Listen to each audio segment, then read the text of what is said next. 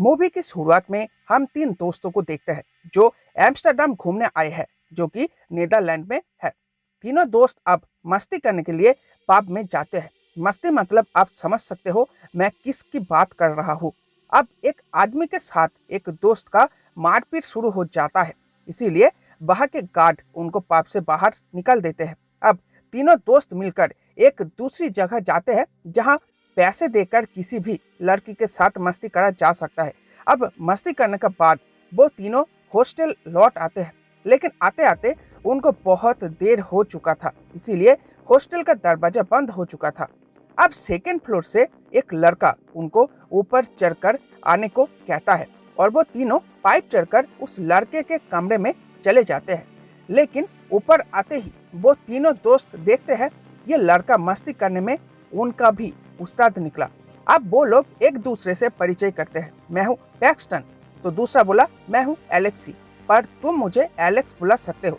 ये है जॉस और ये है ओली। अब एलेक्स पूछता है तुम तीनों यहाँ पे करने क्या आए हो? तो तीनों दोस्त बोलते हैं हम यहाँ पर लड़कियों के साथ मस्ती करने आए हैं। तो एलेक्स बोलता है मेरे पास कुछ अच्छी लड़कियों की जानकारी है, और वो उन्हें अपने कैमरे से कुछ लड़कियों की नेकेड पिक्चर्स दिखाता है। तो पैक्सटन और ओली काफी एक्साइट होते हैं और एलेक्स बोलता है अगर तुम्हें इन लड़कियों से मस्ती करना है तो तुम्हें ब्राटिस्लावा जाना पड़ेगा, जो स्लोवाकिया में मौजूद है। तो अगले दिन वो तीनों ट्रेन पकड़कर ब्राटिस्लावा के लिए निकल पड़ते हैं। तभी ट्रेन में उनके साथ एक आदमी की मुलाकात होता है। दोस्तों, आप इस आदमी को याद रखना, यही इस मूवी की विलेन है। अब ट्रेन स्टेशन पर पहुंचता है और वो तीनों ट्रेन से उतर जाते हैं और टैक्सी पकड़कर हॉस्टल पहुंच जाते हैं। अब वो तीनों रिसेप्शन में अपने अमेरिकन पासपोर्ट जमा करते हैं और चाबी लेकर अपने कमरे में पहुंचते हैं। वहां पर उन्हें दो लड़की मिलती है जिनके साथ उनकी अच्छी दोस्ती हो जाता है और रात में वो पब में खूब मौज मस्ती करते हैं। अब जॉस को घुटन महसूस होता है तो वो ताजी हवा खाने के लिए बाहर चला जाता है। तो पब के बाहर उसे कुछ बदमाश बच्चे मिलते हैं जो उसे सिगरेट और डॉलर्स की डिमांड करता है। तभी वहां पर वो ट्रेन वाला आदमी आ जाता है।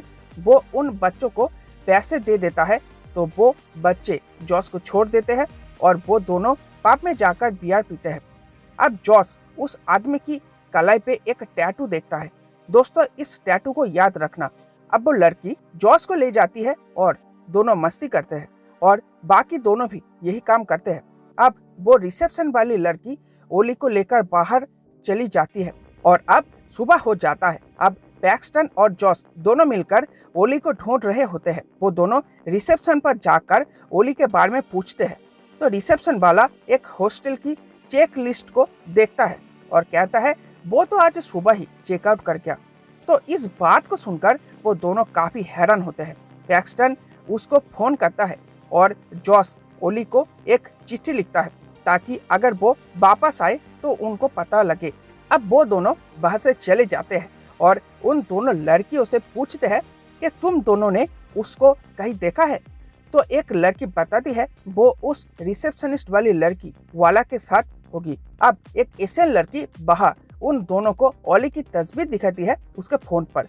वो कहती है उसकी दोस्त भी ओली के साथ है। तो पैक्सटन उस लड़की को वो फोटो अपने फोन में सेंड करने को कहकर अब वो दोनों उस शहर में घूमने के लिए निकल पड़ते हैं। अब कल वाला वो खतरनाक बच्चे उनसे बबलगम और पैसे मांगते हैं, तो वो दोनों बबलगम और पैसे दे देते हैं और तभी उन्हें ओली दिखाई देता है। तो वो दोनों उसके पीछे जाने लगे और सीढ़ियों से नीचे आकर वो दोनों म्यूजियम पहुंच जाते हैं और ओली को ढूंढते हैं। तभी उन्हें एक लड़का दिखा जो ओली का जैकेट पहना हुआ था। अब जॉस उसे पूछता है तुम्हें ये जैकेट कहाँ से मिला? तो वो लड़का इसका जवाब दिए बिना वहां से चला जाता है और वो दोनों भी अब बाहर आ जाते हैं। तभी पैक्सटन के फोन में ओली का मैसेज आता है मैं घर जा रहा हूँ। अब ओली की कटा हुआ सिर को दिखाया जाता है और उसके फोन से ये हत्यारा उनको ये मैसेज भेज रहा था। अब ये हत्यारा एक लड़की को मारने के लिए आगे बढ़ता है। इधर पैक्सटन और जॉस अभी भी फोन पर ओली की तलाश जारी रखे हुए है। तभी कल वाली वो लड़की वहां पर आती है और उनके साथ पैक्सटन और जॉस अपनी मूड को ठीक करने के लिए पार्टी में चले जाते हैं। अब जॉस का तबीयत बिगड़ता है, इसीलिए वो हॉस्टल के कमरे में वापस चला आता है और रिसेप्शनिस्ट वाली लड़की वाला उसकी मदद करता है कमरे तक जाने के लिए। इसी बीच कमरे में एक आदमी आता है और ये सीन को काट के पैक्सटन को दिखाया जाता है, जो कि रेस्ट रूम जाना चाहता था, लेकिन गलती से वो एक दूसरे कमरे में अटक जाता है पूरी रात के लिए। इधर अब जॉस को दिखाया जाता है जिसके फेस को कपड़े से ढका गया है और इस कपड़े की छेद से वो देखता है वो एक रूम में कैद है और वो बहुत ही डरा हुआ भी है। अब एक आदमी वहां पर आता है जो अपने फेस को मास्क से ढक लिया है और उसके हाथ में सार्जन वाली औजार भी है। अब वो आदमी जॉस के फेस से उस कपड़े को हटा देता है और जॉस डरा डरा हुआ उस आदमी से बोलता है, मुझे छोड़ दो। अब वो आदमी एक ड्रिल मशीन को लेकर जॉस के चेस्ट पर और पेट में छेद कर देता है, जहां से फौरन खून निकलने लगता है। अब जॉस को पता चलता है कि ये तो वही ट्रेन वाला आदमी है। वो आदमी जॉस को बोलता है, मैं सर्जन बनना चाहता था, लेकिन मेरी उंगली बहुत हिलती थी, इसीलिए मैं सर्जन नहीं बन पाया। अब जॉस फिर से उसे छोड़ देने को बोलता है, इसीलिए अब वो आदमी जॉस के दोनों पैरों के निचले हिस्से को काट देता है और वो आदमी अब बोलता है कि अब तुम यहाँ से जा सकते हो।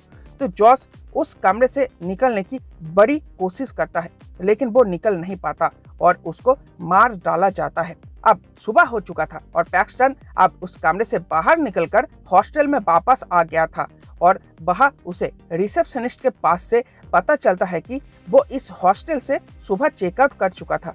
लेकिन इस बात को सुनकर उसे काफी हैरानी होता है और अब वो रिसेप्शनिस्ट वाला लड़का उसे एक दूसरे कमरे की चाबी देता है जिसका नंबर है 237। अब पैक्सटन रिसेप्शन वाला से पूछता है, कल यहाँ लॉबी पे एक जापानी लड़की थी, वो कहाँ गई? तो वो बताता है वो लड़की सुबह चली गई थी। अब पैक्सटन हॉस्टल के बाहर जॉस को फोन कर रहा होता है, तभी उसे स्वेतलाना दिखती है जो कि टैक्सी से कहीं जा रही थी। तो पैक्सटन उसे रोकने की कोशिश करता है, लेकिन वो उसे नहीं रोक पाता। अब पैक्सटन पुलिस स्टेशन जाकर अपने दोस्तों को खोजने के लिए रिपोर्ट लिखाता है और जब वो वापस आ रहा होता है तब उसे स्वेतलाना दिखती है। तो वो उसका पीछा करता हुआ एक बार में जाता है। वहाँ वो देखता है स्वेतलाना और उसकी दोस्त दोनों मिलकर ड्रिंक एंजॉय कर रहे होते हैं। तो पैक्सटन उन दोनों से फिर से पूछता है कि जॉस और ओली कहाँ पर है। तो अब नतालिया पैक्सटन को लेकर एक पुरानी टूटी फूटी घर पर ले आता है और यहाँ पर उसे पता चलता है कि जॉस तो मर चुका है और अब पैक्सटन को दो लोग पकड़कर एक कमरे में बंद कर देते हैं। अब कुछ देर बाद वहाँ एक टकला आदमी आता है और एक चेनसॉ लेकर पैक्सटन के उंगलियों को काट देता है और पैक्सटन का बहुत बुरा हाल होता है। अब वो आदमी पीछे से पैक्सटन पर हमला करने की कोशिश करता है, लेकिन पैक्सटन के कटे हुए उंगलियों के खून में वो स्लिप होकर गिर जाता है और उस चेनसॉ से उसकी जांघ दो टुकड़ों में कट जाता है और वो जमीन पर तड़पता रहता है। इधर पैक्सटन अब जीतोड़ कोशिश करता है उस चेयर से खुद को छुड़ाने की और अब वो उस चेयर से आजाद हो जाता है और जल्दी से टेबल में रखा हुआ गन को लेकर उस आदमी के सिर में गोली चलाता है और वो वहीं पर मर जाता है। अब पैक्सटन बाहर बैठा हुआ गार्ड को बुलाता है और उसको गोली मारकर मार डालता है। अब वो अपनी काटी हुई उंगलियों और एक हेलमेट को सिर में पहनकर उस कमरे से बाहर निकलता है। अब कुछ गार्ड उसी दिशा में आ रहे थे, इसीलिए पैक्सटन एक कमरे में छुप जाता है, लेकिन वहां पर एक दूसरा आदमी आता है और उसे बचने के लिए वो एक लाश के नीचे सो जाता है। अब वो आदमी उस लाश को लेकर एक दूसरे कमरे में आता है और वहां पर लाशों के टुकड़े करके उन्हें आग में जला डालता है ताकि कोई भी सुराग ना बचे। तभी पैक्सटन पीछे से उस आदमी के सिर में हथौड़े से वार करता है और वहां से भाग जाता है। अब वो एक दूसरे कमरे में जाता है और खिड़की से देखता है कि वो पुलिस वाला भी उनसे मिला हुआ है। अब वो उस कमरे में रखा हुआ अच्छे कपड़े को पहन लेता है। इधर दूसरा गार्ड को पता चलता है कि पैक्सटन वहां से भाग गया है और यहाँ पे पैक्सटन उस कमरे से एक लोडेड गन को लेकर बचता बचाता हुआ वहां से भागने की कोशिश करता है। अब वो एक कार में बैठ ही रहा था, तभी उसे उस जापानी लड़की की आवाज सुनाई देती है और वो उसको बचाने के लिए वापस उस बिल्डिंग में जाता है, उस आदमी को मार डालता है और कान्हा को लेकर वह से कार में बैठकर वह से भाग जाता है। इधर गार्ड भी उनको पकड़ने के लिए उनके पीछे जाते हैं। अब पैक्सटन वो दोनों लड़की और मूवी के शुरुआत में जिस लड़का को दिखाया गया था उन तीनों को कार से ठोक देता है। अब कुछ दूर जाकर पैक्सटन देखता है रोड में पुलिस की चेकिंग चालू है, इसीलिए वो दोनों कार से बाहर निकलकर छुपते छुपाते हुए स्टेशन पहुंच जाते हैं। वह कान्हा एक मिरर के सामने खुद को देखती है तो उसे पता चलता है कि उसकी मुंह पूरी तरीके से बिगड़ चुकी है, इसीलिए वो एक ट्रेन के सामने कूदकर अपनी जान दे देती है। इधर पैक्सटन किसी तरह एक ट्रेन में चढ़ने में कामयाब हो जाता है। कुछ देर जाने के बाद उसे उस आदमी की आवाज सुनाई देती है जो पैक्सटन के दोस्तों को मार डाला है, इसीलिए पैक्सटन अब उसका पीछा करता है और बाथरूम में जाकर उस आदमी को मार डालता है और ये मूवी यहीं पर खत्म हो जाता है। दोस्तों, इस मूवी का सेकंड पार्ट भी है, अगर आप देखना चाहते हो तो प्लीज नीचे कमेंट करो, मैं दूसरी पार्ट को भी बहुत जल्द आपके लिए लेकर आऊंगा। तो दोस्तों, ये था हॉस्टल मूवी। तो कैसी लगी आपको ये मूवी नीचे कमेंट बॉक्स पे शेयर करना और मिलते हैं आपसे एक दूसरी वीडियो में। Bye bye.